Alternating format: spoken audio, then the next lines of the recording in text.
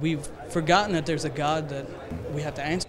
Dealing with people who reject truth. I'm wondering in my mind why life is so difficult for me. 340 million people who are suffering. Real stories. Here's a man who's responsible for almost 7 billion people. Real issues. How much does peer pressure actually exist? And real views. Gangs exist at every level. This is Real Talk. Assalamu alaikum and welcome to Real Talk USA. Today we will be discussing prejudice and religious intolerance, how individuals have experienced it, what communities have done to deal with it, and how we as individuals can overcome, overpower, and probably even actually combat these issues. These topics and more we will explore today on Real Talk. Allow me to introduce our panelists. We have Mr. Ahmad Fadlallah, who actually was a principal over at Fortson High School. This high school was had a majority population of Arab Americans and Muslim Americans. For 30 years, he was actually an educator in the Dearborn public school system. We have Mr. Abdullah Ali, who is a university student at the University of Michigan. He's studying biochemistry and is a senior there. He also actually attended the high school at Fortson High and was a student there at that time. We have Mr. John Oram, who is a community activist leader with the Chaldean community here in southeastern Michigan. He has been dealing and working with the Obama administration as well as the Clinton administration in the past. And we have Mr. Majib Ijaz, who is the Assistant National Secretary for Public Relations for the Ahmadiyya Muslim community. Let's take a look at the word on the street before we continue on with our discussion.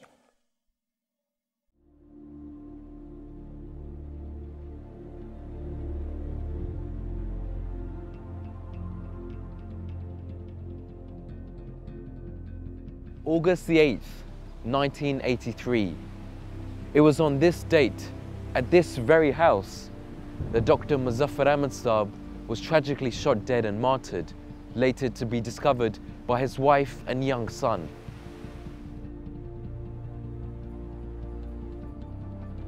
Dr. Muzaffar Ahmad Saab was a simple family man who lived with his wife and young son in Canton, Detroit.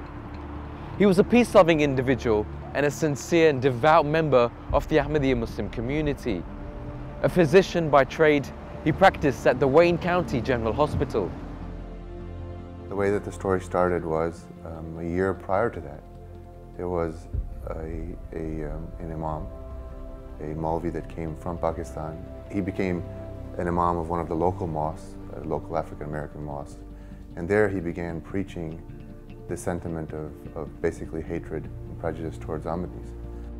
There was an upcoming Jalsa, a Jalsa Salana that was to be held in Detroit that year. And he had put together a plan to disrupt that Jalsa. And he engaged two of the members of that community to execute this plan. The plan was to martyr members of our community and then burn the mosque.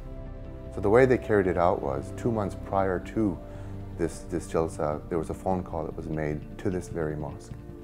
And one of those members called to ask if someone in the mosque could give them information about Ahmadiyya. We were holding meetings at the time in preparation for the Jalsa. It was upstairs in this very building. I was sitting right next to the phone actually when it rang. And one of our members picked the phone up, took the request, and actually asked our membership who would like to volunteer to give this person information about Ahmadiyya. And Dr. Muzaffar Shaheed raised his hand and said, please give him my information. This person contacted Dr. Muzaffar, and Dr. Muzaffar invited him to his home. He befriended this person and started communicating and teaching him about Ahmadiyya. 1 week prior to the day, it was August 8th, 1983, this person left a hat. Weeks prior to, left a hat at Dr. Muzaffar's house. And on that day, this would be the excuse to go back and actually kill Dr. Muzaffar Shaheed. En route, they called Dr. Muzaffar and asked him if they could come and if he could come and pick up his hat. He went to the home, rang the doorbell. Dr. Muzaffar was entertaining a guest there at dinner. When he came to the door, this person shot Dr. Muzaffar right in the foyer of his own home. And that's where he actually died. This barbaric event was a consequence of prejudice and sheer intolerance. Dr. Muzaffar Ahmad Saab Shaheed was an innocent man and had done nothing to meet this most perilous fate.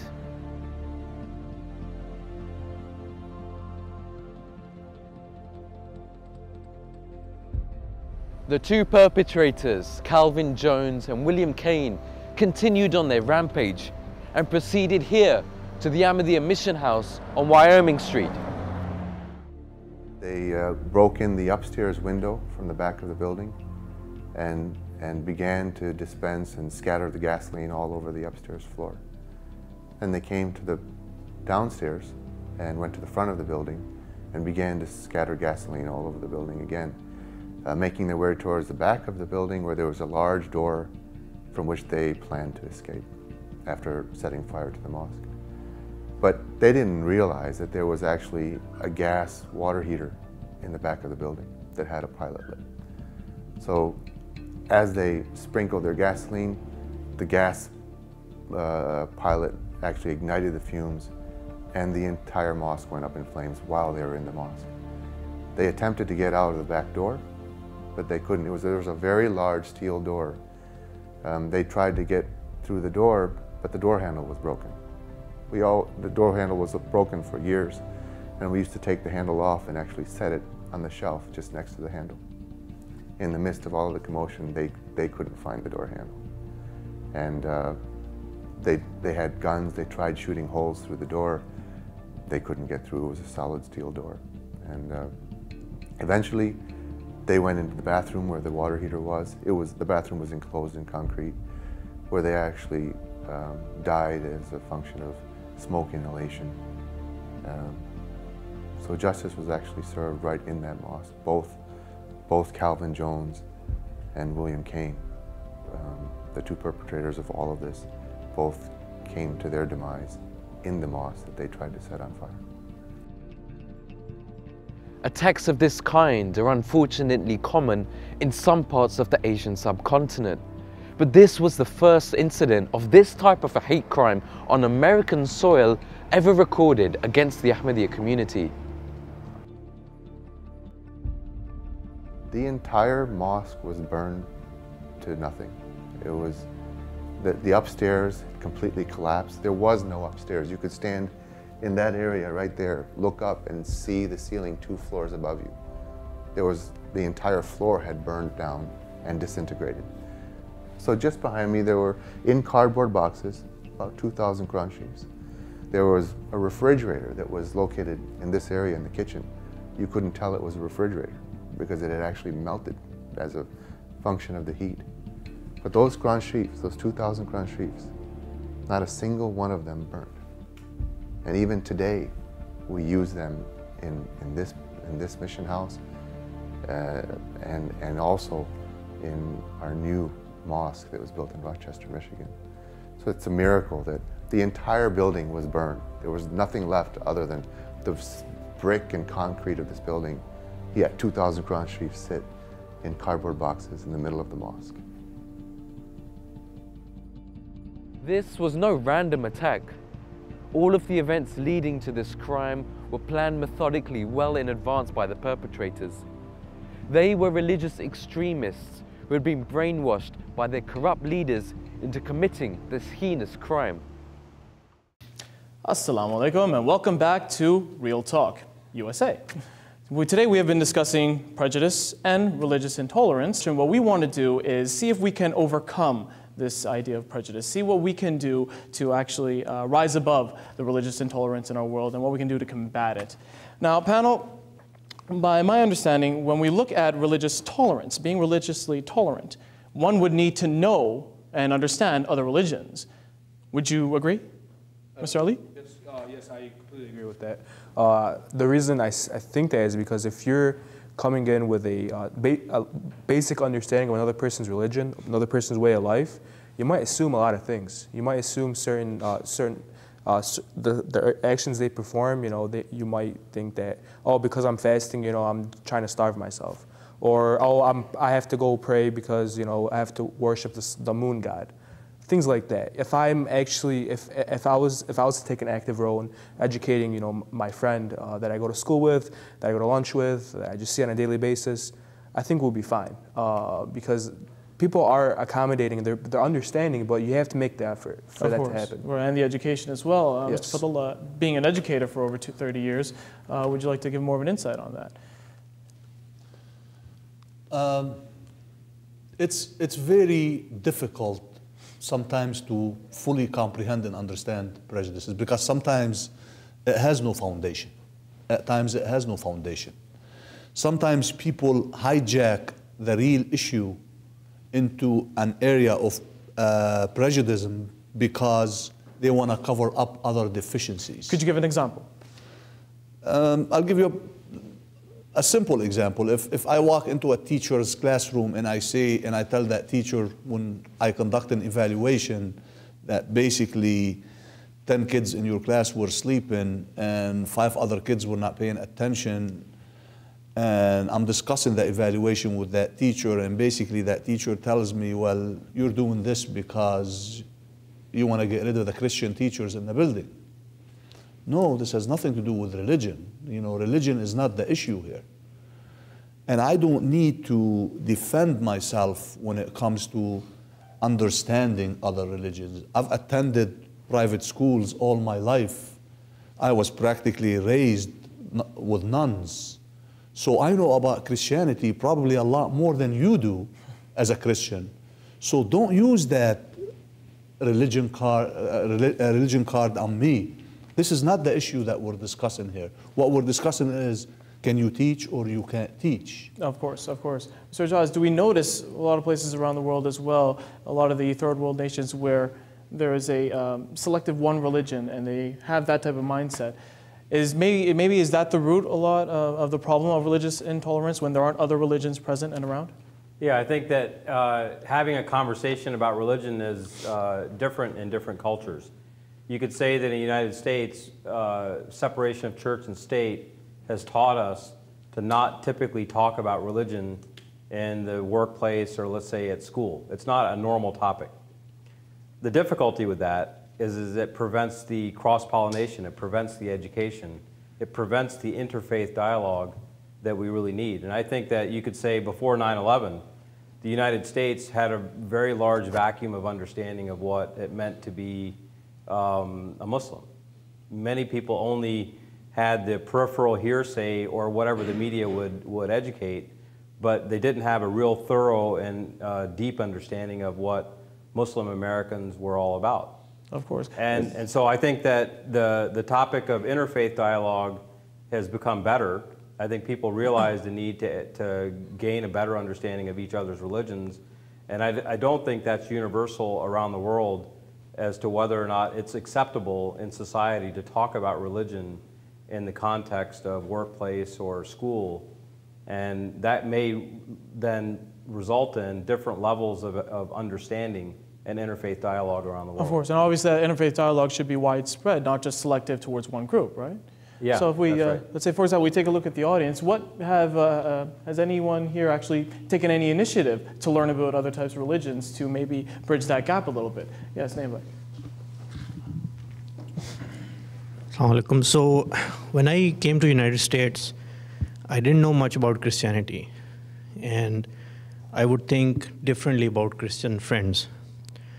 So I took the initiative with a friend of mine, took a Bible study course, and I learned a lot about Christianity. And that really changed my mind and how I think about my Christian friends. Sakala, yes. Anyone else? Chicago, yes.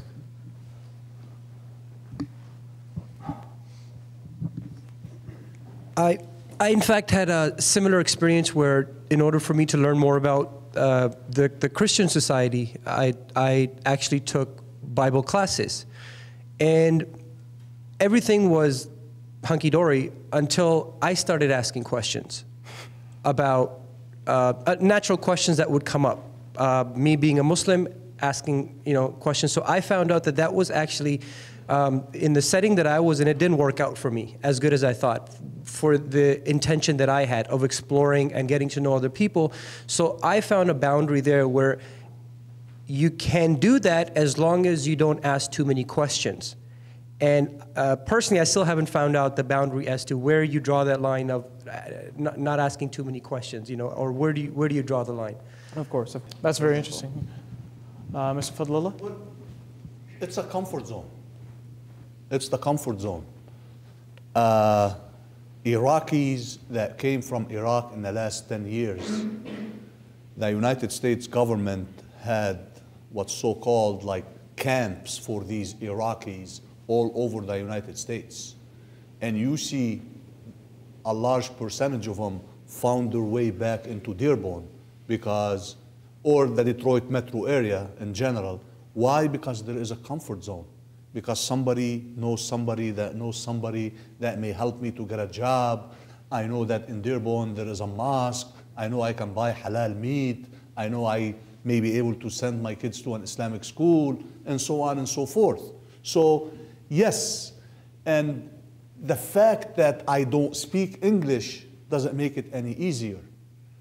I may be able to get away with not speaking English in Dearborn for a while because there is always someone that can help me and guide me in the right direction while I learn English. So this is a fact of life. I mean, we are not the first community that did that. The Italians did that, the Chinese did that. I mean, every other community out there did that. They came where the magnet is that attracted them to settle in a specific society. So let's see if we could look into the future then. We're living in a post-9/11 type of world. What can we do then in order to get maybe use that comfort zone either to our advantage and still be able to bridge a gap amongst other religions and other people? Or what can we do to actually move forward and come out of that comfort zone and bridge a gap between other religions so that we can limit that religious intolerance? Is that possible at all? Do you think so? Yes, I do think it is.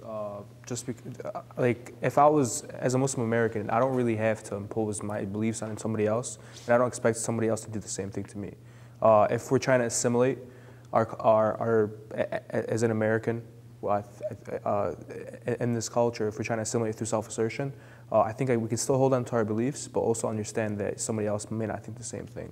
True. Let's say they are trying to impose. Well, maybe even not even go so far as to impose, but let's say they're giving you a hard time, being prejudicial. What kind of things can you do specifically to combat it? What kind of things can you do to maybe at least make the society a little bit better so that you could change that type of prejudicial mindset of the individual? Honestly, you're going to have to take the effort to go to the people themselves. If the people keep, saying, hey, why do you always shy away after class? You never try to come hang out with us, come party with us. You have to let them know that, hey, I have a different way of doing my own thing, but I'm able to relate to you. Of course, yeah, that's interesting in culture. Yeah. Can I give an example about this specifically? Yeah.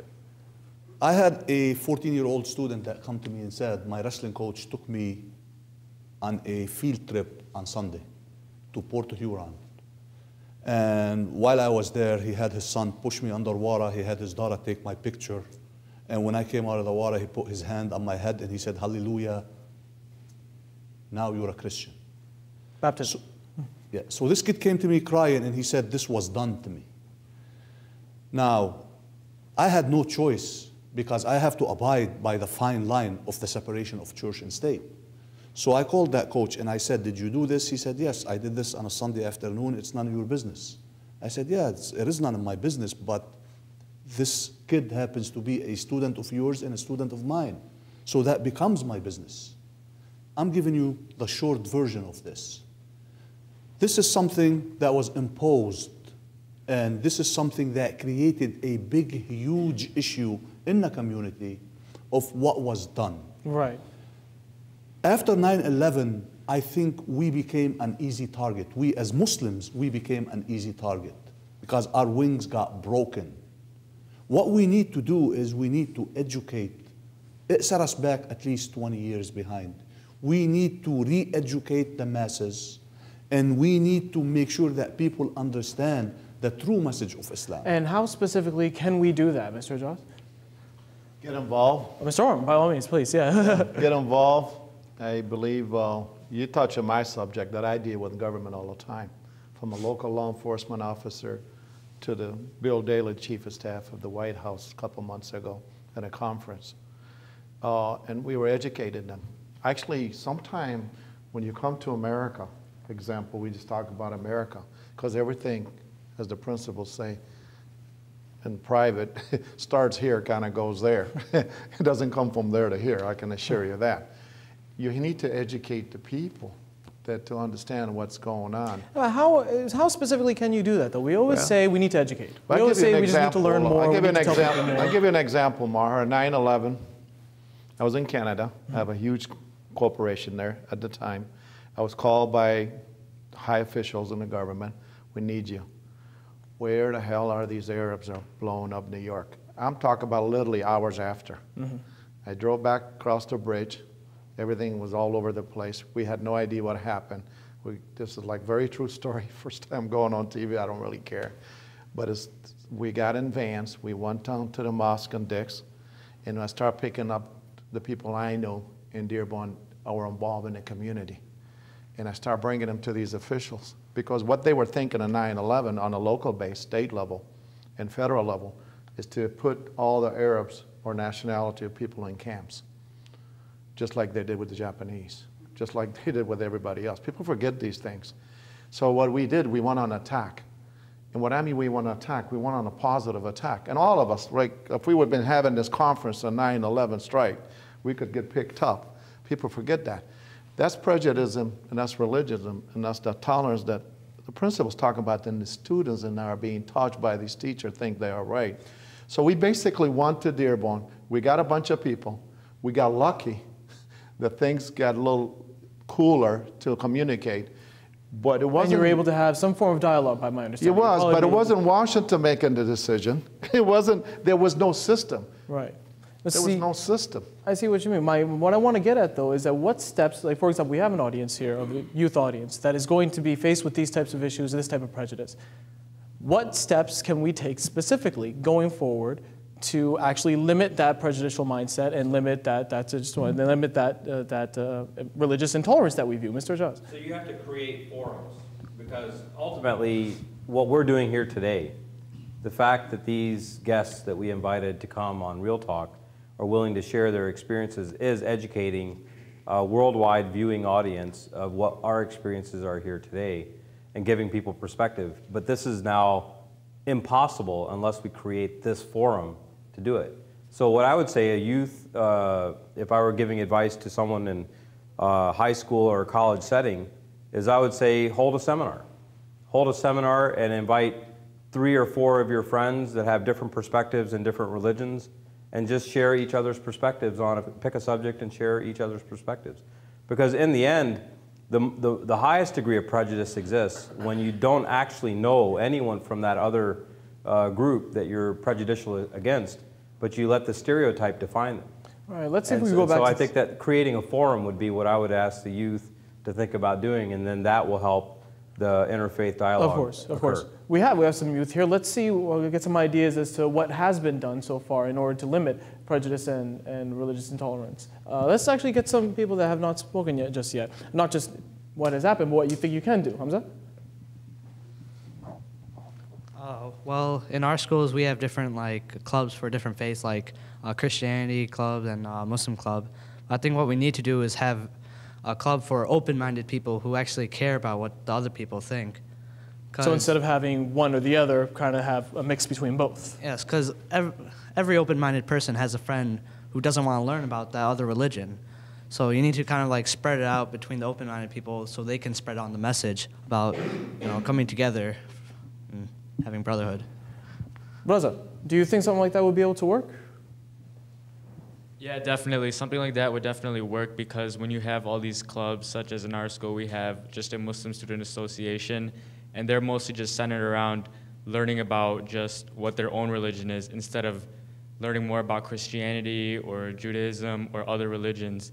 If more people from different religions come together, I think that's going to be a lot better, because it's just going to create more knowledge about everything else. Have you personally felt any type of And have you ever felt that anybody has prejudicial beliefs towards you over at your school, regarding you as because you're a Muslim, is what I mean? Well, not me individually that much, because I'm from Troy High School, and that's one of the more diverse areas. So people from my school are like extremely accustomed to Muslims, Asians, different races, different religions. All right, has anybody actually had some type of any type of prejudice be imposed on them, and they were able to overcome it with some form of an idea? Masood? Like I mentioned earlier, that I'm a retail business owner, so I'm at the mall every single day. And a lot of times you'll encounter people that are open to other beliefs and different kind of people, but you always run into somebody that's not going to get your point of view. And they have negative thoughts, like right when they see you, before you start talking, they already have a negative image against you, and you cannot change that. But it's more important if they see you, like most of the people will get it. You know, and there's a lot of people that I see on a regular basis that at the first, when they saw me, they didn't want to approach me or talk to me. But eventually, after a while, like, you know, that's how you can also educate them. Now that's an interesting. What about the ones that won't ever get it? Like you say something of that nature, where we can say, yes, you could educate, you could try and explain, and sometimes you'd be able to get a dialogue going. But what about the ones that you know very well, okay, that mind is way too closed, this isn't going to happen. How do we change something like that? Mr. Fadlallah. Well, with all due respect, with some people you just have to leave them behind. I mean, if you've tried everything that you can try and you've done everything that you could do in order to educate these people, there isn't much that you can do. I mean, they're going to be a negative energy and they're going to waste your time and your effort. I think it is time to move on and concentrate on the people that will be willing to hear that message. You know, I wanted to mention something earlier that about 3 weeks ago I attended a conference in Germany with the State Department, and there was a delegation, about six of us, that went from the United States and supposedly helped the German government how to address extremism, because that's the buzzword that is going on right now. The code words that I heard and the code words that you should all be paying attention to are very, very critical. Right now there is a code word called Islamism. There is another code word called Islamists. You know, those words, personally, I have never heard those words before. But somewhere in Washington and around this nation, there are think tanks that plug these code words into the media. The media take those code words and they create this big, scary monster called Islamism. Seems to be a bit of a conspiracy theory. Well, Islamism, no, it's not a conspiracy theory. It's happening. Oh. Because I heard it in Germany, and a couple days ago, I met with a group from Belgium, and I heard the same language from the people in Belgium. This is happening. Islamism equates to fascism. This is the area that they intend to put us in, that we have the same belief system as the fascism. So every one of us is responsible to really portray the true image of Islam. So over at the Fortson High School, what exactly were your students and you yourself able to do in order to create that type of change? The very first goal that I saw after getting my feet wet and after fully understanding is I need to educate these kids. When I started at Fortson High School in 2004, we had one student entering the University of Michigan, Ann Arbor. In 2010, when I left, I had 70 attending the University of Michigan, Ann Arbor. I had over 100 students accepted to U of M, Ann Arbor. So I believe planting a seed and making sure that that tree is going to grow, I believe that we planted those seeds and those trees are growing and those trees are going to educate the masses. Because let's face it, in America, when you get a good, solid education, when you attend one of the top universities in the nation, when you get out, you're going to get a job, you're going to be powerful, and you're going to be making critical decisions. Of course, of course. You know, Mr. Ajaz, I'm curious that with this type of mindset of educating, of actually finding some type of uplifting goal to actually get to and be able to succeed by it. You mentioned beforehand the Ahmadiyya Muslim community having persecution also elsewhere around the world. Do you think it's possible for the Ahmadiyya Muslim community to do the same steps and be able to come out victorious? Sure. I think that providing a voice to the people that are disenfranchised, that are persecuted in Pakistan, by going to world leaders in European countries, England, Germany, France, Spain, going to the US government, with our community leaders in countries that have the capability of bringing to light our issues on a world stage with the United Nations, with various organizations that can help put a spotlight on what's going on in Pakistan, we can make a difference. Now, what can the youth possibly do, though? Because right now what we're looking at is the idea that the youth, apparently from our understanding, has a bit more of a liberal mindset when it comes to religious tolerance. Unfortunately, the elderly, the older generation have a different type of mindset. So what can we tell the youth? What can they specifically do in order to fix the situations going on, not only in our own country, but abroad as well? Well, I think that making it clear to our leaders, every one of the citizens here in this room has a congressman. And you can write to that congressman and say that to this community, human rights in Pakistan matters, and get that on their radar. In fact, every one of the politicians that represents us in this country will not know that we have a concern unless we tell them we have a concern. So the absence of our voice is the worst thing that we can do. So really having that voice and getting that to be known by the people that represent us is our most important responsibility. Mr. Oram, you've actually dealt with many members of Congress, is that correct? Yeah, I just want to make sure. Do you think that Mr. Ijaz's answer is correct? I understood where your community is coming from earlier when I had this discussion during a break. That's actually, yeah, where was your community successful in that regards as well, going to Absolutely. When us Chaldeans from northern Iraq, we got caught really in a ringer, as Majim was explaining to me where your community is from in Pakistan and other part of the world, and you're going to be suffering with it. No matter what happened for years, I didn't know the difference till the Iraq-Iran war, till later on in Kurdistan war. People don't forget Iraq example, and everybody talks about certain countries, and we hear, and we've been having wars there since, I don't know, when my dad was born in 1900 or something, I don't know. The problem we had is the congressman and the president and other people, and I'm speaking for myself, I'm not speaking for this government at all. I do influence it if I have to on a cause like this one, is that when it's no different than the young kids are talking about in school and as you saw in student, the big kid, the little kid, the smart kid, those other kid. Countries use that. Religions use that. Africa's using it all over the place. Yeah, where a lot of times you look at not even just in that sense, actually, if you look at the elderly, the adults, excuse me, they kind of have this mindset of, a broader perspective, right? Mr. Ali, as a youth, what do you think would be that step that a youth can take and youth can actually be able to make that type of change rather than, the government can do this or your representative you can contact, big, huge scale. What about just in your own community can you do? So on a college campus, as a university student, we have a very, very, probably the best time in our lives to learn about one another and to hold events and to make sure if we want messages to get out there if we want to hold an interfaith event with the Jewish, Muslim, and Christian community on campus, we can hold that type of venue. We can bring speakers in from across the nation that are learned in certain subjects when it comes to religious dialogue, and they can educate the campus community on that certain subject.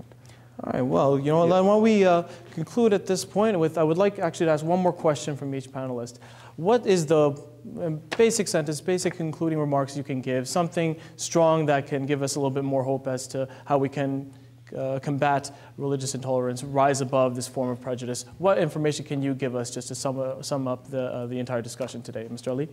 Like I said before, if we can just keep an open mindset with one another, learn from one another's struggles, learn from our past, don't repeat it if it's a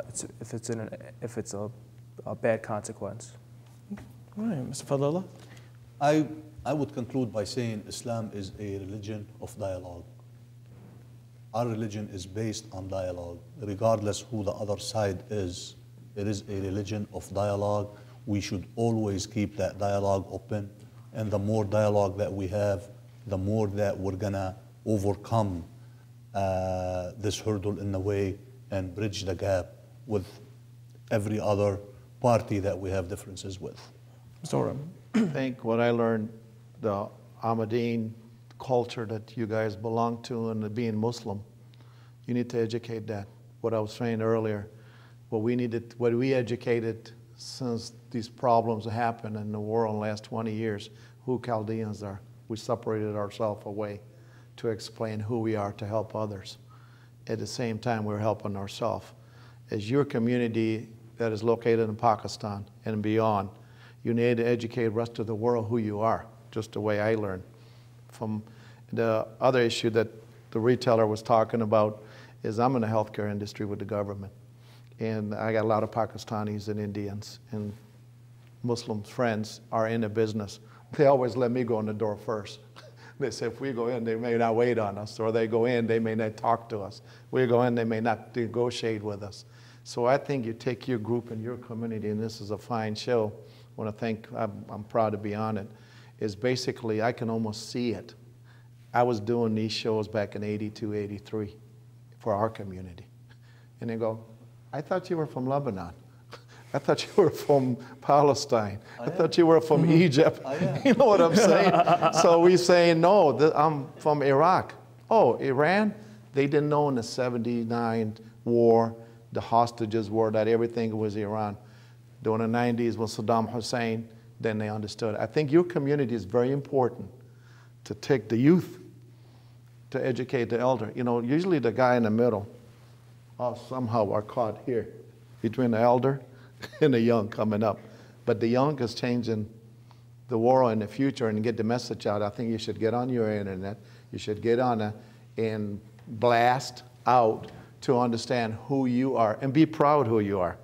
Don't ever put your head down walking in anywhere and thinking that somebody blew something in Islamabad, that it was you and that you feel bad. Just be proud of who you are when you walk into the room or whoever you're dealing with. Thank you. Mr. Ijaz. I think on a world stage, when you highlight a prejudice, you'll find that the majority of like-minded people that have the human spirit in the forefront of their thoughts will find that prejudice is ugly.